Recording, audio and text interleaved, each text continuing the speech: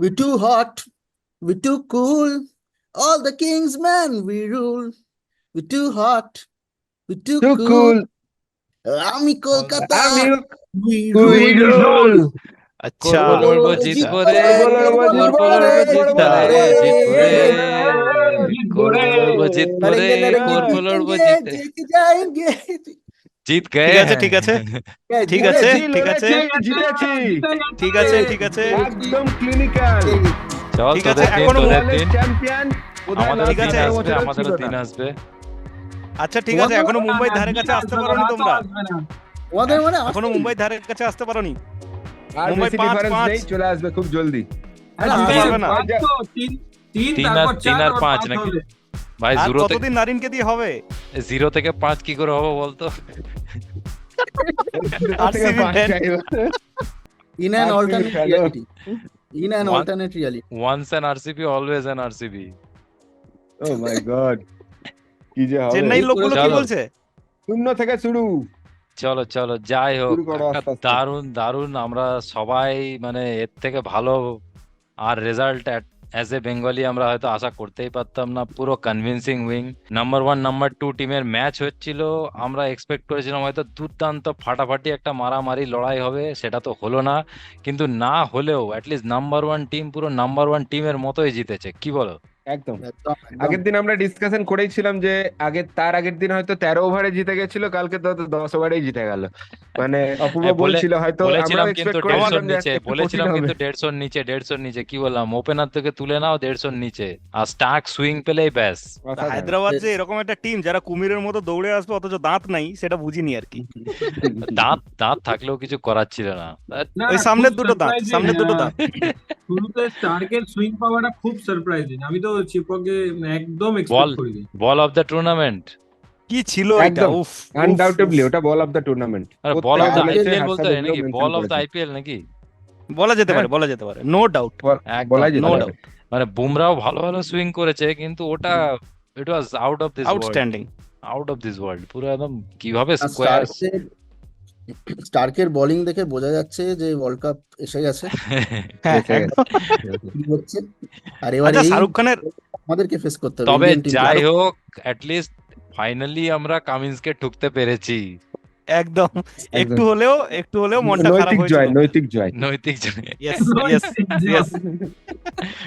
না, বলছি আমি শাহরুখ খানের একটা- সিনেমা ভালো চলছিল বলে কি টাকা বেশি ইনকাম হলো, তাই জন্য কি কলকাতা জিতলো?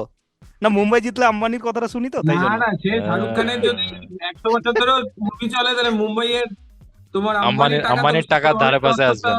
না না, তোমার 500 খানা ট্রফি হবে। ওই জন্য 5:3। লাস্ট আচ্ছা, একটা তো বছর হয়তো টাকাটা শাহরুখ বেশি খানের নাকি? সত্যি ভালো গেছে। সেটা ওটার ওর নিজের পার্সোনাল ক্যারিয়ার হোক, ফিল্ম হোক, সব দিক থেকেই। এদিকে কেকেআর এর জয়, সব দিক থেকে বেশ ইয়ারটা ভালোই যাচ্ছে শাহরুখ খান। বারো। একদম। একদম একদম। কেকেআর পুরো আবার কমপ্লিট টিম পারফরমেন্স, কিন্তু বোলিং থেকে শুরু করে একদম। ব্যাটিং, ওফ দুর্দান্ত দুর্দান্ত। একদম, আর ওই প্রত্যেকেই শুধু বোলিং ব্যাপারে পুরো কোনো কথা আগুন হবে না। জড়িয়ে দিল। শুধু আমার খারাপটা অনেকদিন এটাই পর লাগছে একটা যে- কনভিন্সিং উইন পুরো। একদম। শুধু আমার খারাপটা এটাই লাগছে যে এই কেকেআর টিমটা যদি আরো 2-3 বছর খেলতে পারতো।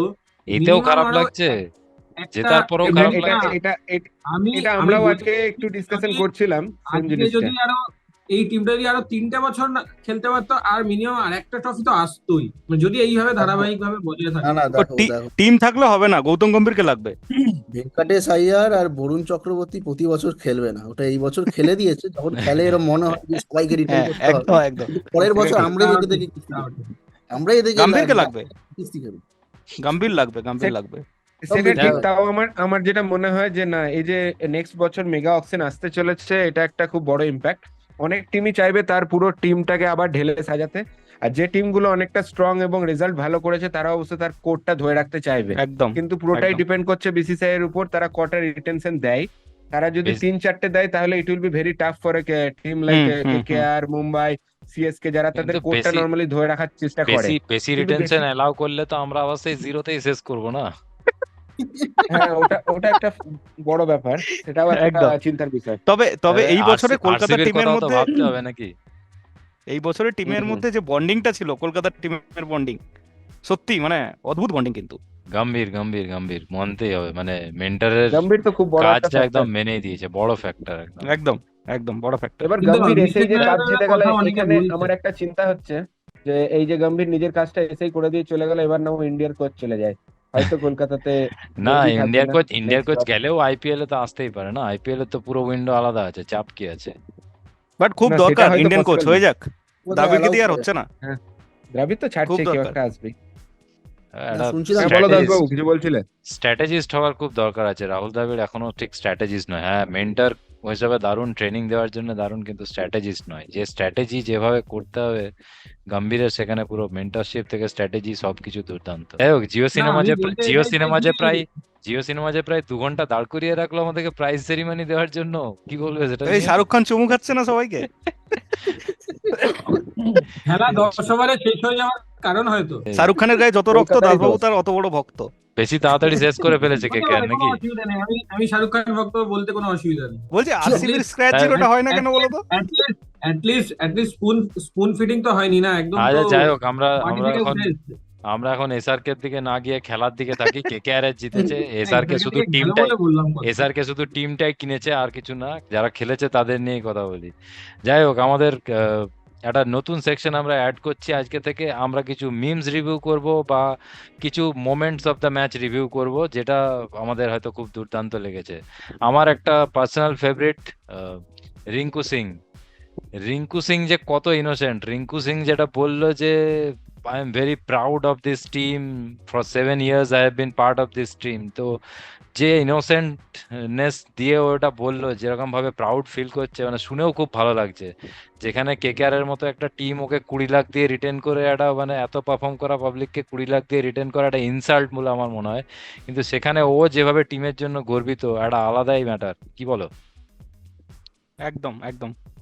দেখো, ওকে রিটেন করেছে ঠিক আছে, এবার মানে ইন্টারনালি ওকে আরো এক্সট্রা কিছু পেমেন্ট করেছে কি করেনি সেটা তো আমরা জানি না। আমার ইন্টারনাল তো নিয়ে যত তো আমরা কথা বলতে পারবো না, যেটা যেটা অফিসিয়াল সেটা নিয়েই বলতে হবে না, তার বাইরে তো আমরা হুম, করতে পারবো না। বাট এবার ওর প্লেয়ারটাকে কিছু মানতে হবে, অনেক দিন ধরে কলকাতার সঙ্গে জড়িয়ে ছিল, কিন্তু কখনো চান্স পেতো কখনো পেতো না, ম্যাক্সিমাম টাইম পেতোই না। লাস্ট 3টে বছর যখন চান্স পেলো হুলিয়ে খেলেছে একদম, যেটাকে মানে বেস্ট ফিনিশার লেগেছিল। ইন্ডিয়া টিমে চান্স পাওয়ারও কথা, পায়নি, সেটা একটা বিতর্কের বিষয়, কিন্তু হুলিয়ে খেলেছে।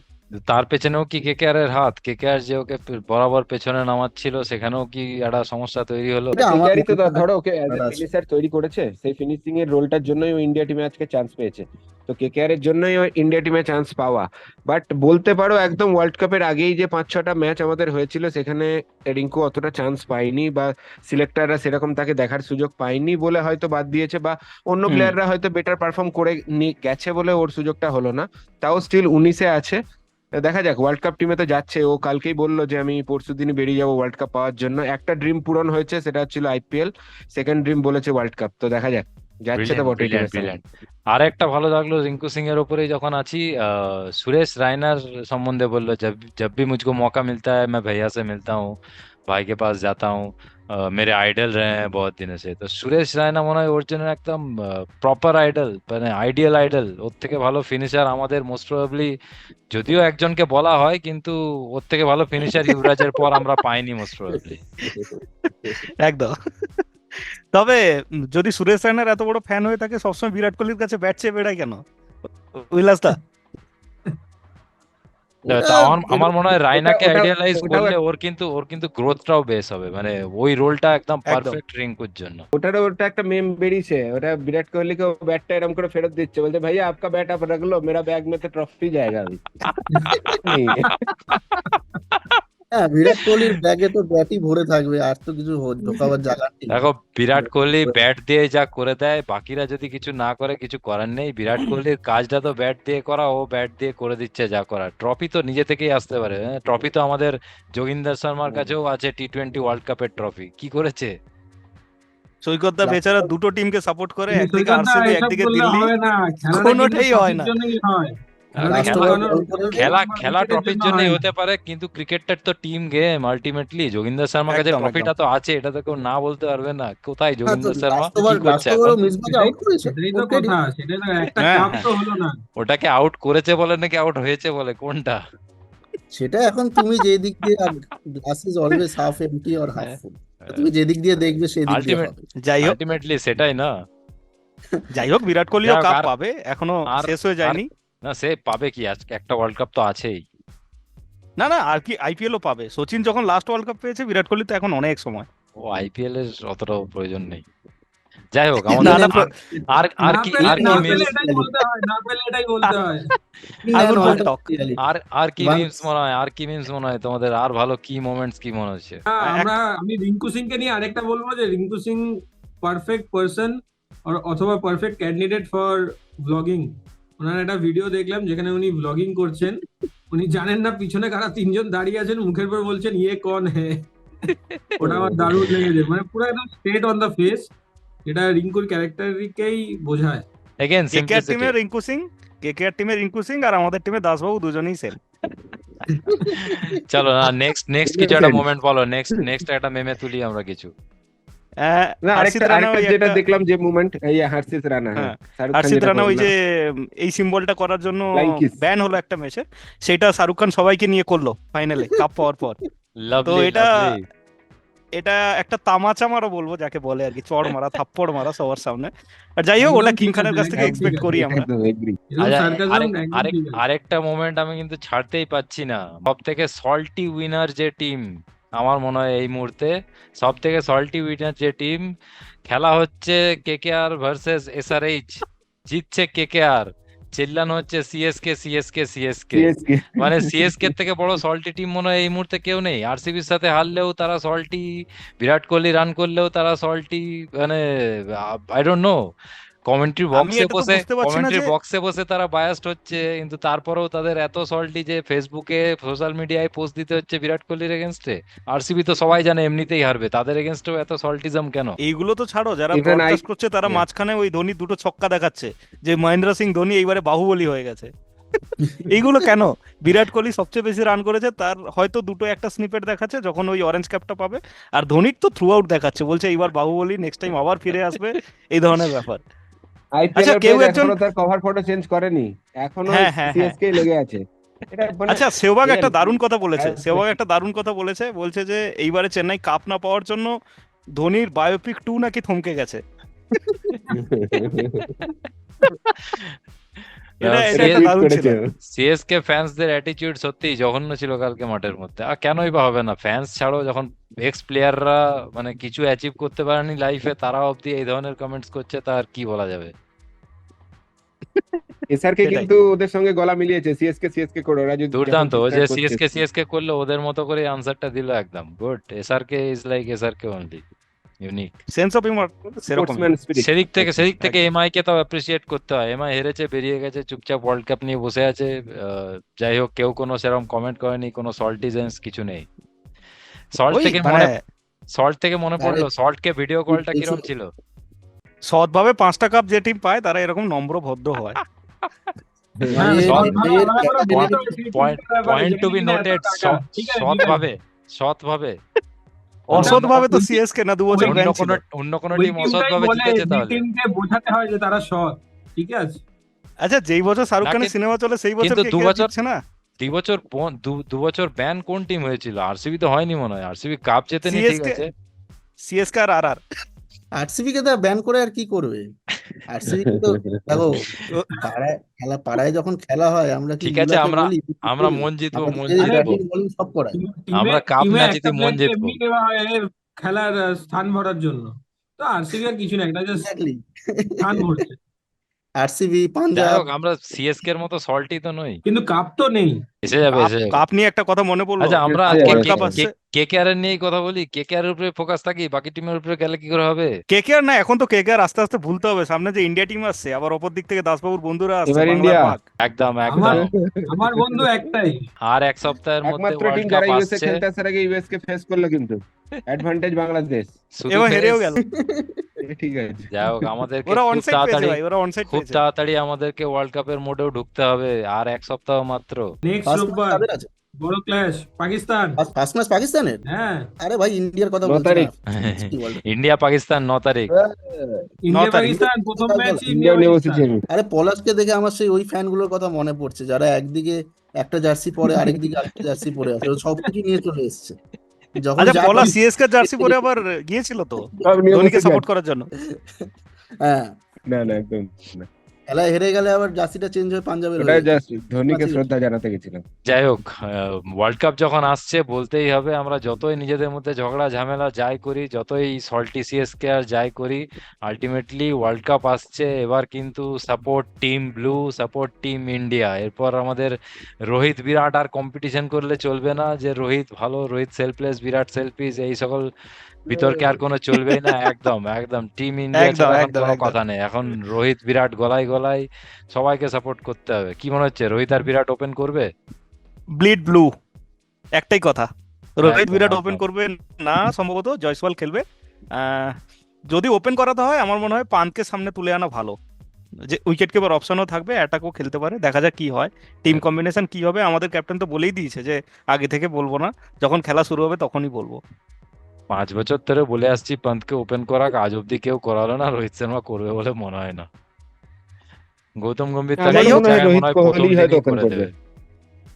আমার মনে গৌতম হয় গম্ভীর রোহিত আর হাতে বিরাটই আসলে তো, করবে হয়তো। গৌতম হ্যাঁ, গম্ভীর আমারও যদি মনে হচ্ছে রোহিত ক্যাপ্টেন বিরাটই করবে, ইন্ডিয়াকে হয়তো চুজ হয়, জয়সওয়াল চান্স পাবে না। যে ফর্মটাও লাস্টের দিকে একদমই দেখাতে পারলো না, মেবি বাইরে বসতে হবে জয়সওয়ালকে, আমার যা লাগছে। সমস্যাটা হচ্ছে যে সেই আমরা ফরম্যাট নিয়ে প্রেডিক্টেবল হয়ে যাচ্ছি। মানে একদম।